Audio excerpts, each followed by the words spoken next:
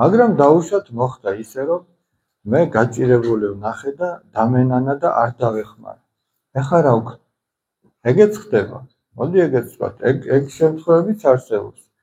შიშველიც დავინახე და არ დავეხმარე დამენანა. რა ვქნა მე ეხლა? რა არის გამოსავალი? აბა მანდედანვე გითხარი. უნდა მოინანიო. აი მონანიება ზუსტად ეგ არის, ჩემო მეგობარო, რომ მიხვდები რომ რაღაც დააშავე და რომ გადაწყვეტ რომ აღარ გაიმეორო. დღეს თუ ვიღაცას ჩაგრავ და მაგას არ გადაწყვეტ რომ ხვალ აღარ დაჩაგრო, ეგ სინანული არ არის. აი შენ ძალიან კარგად რომ გადაწყვეტ რომ აღარ გაიმეორო. და უფალი ისეთი მოწყალეა რომ დღეს ხო შეგეშალა, ხვალაც შეგახვედრებს იმ გაჭირებას. ეს უფლის მოწყალებაა ჩვენს მიმართ, რომ ხვალაც შეიძლება ვიღაცამ თქვას თუ სულიერად რა უნდა სულ ეს გაჭირებულები ხდებიან. რატო ხდებიან? იმიტომ რომ ჯერ ის გაკვეთილი ვერ ჩააბარე შენ. შენ იმ კლასში ხარ, ჯერ სულიერადაც არის კლასები საფეხურები. შენ იმ კლასში ხარ და უფალმა საშემოდგომო გამოგაყოლა.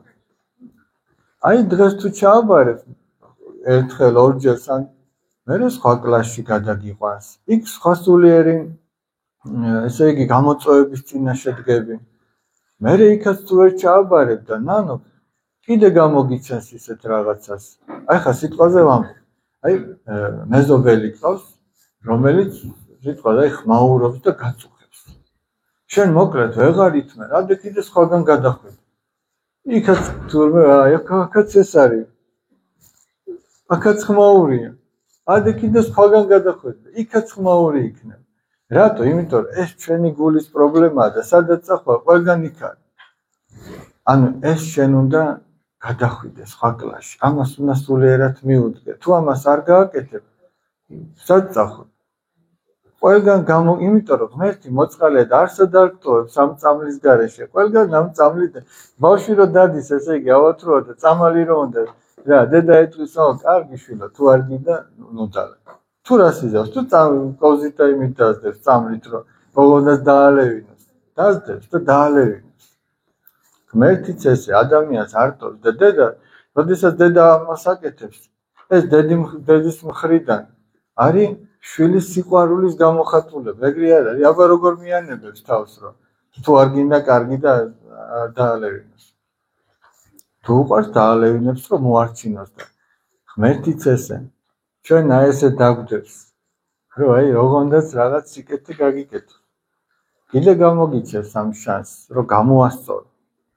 ხო და საბოლოო ჯამში ადამიანი ღვთის წინაშე რომ წარდგება და იქ ყველას მოელის.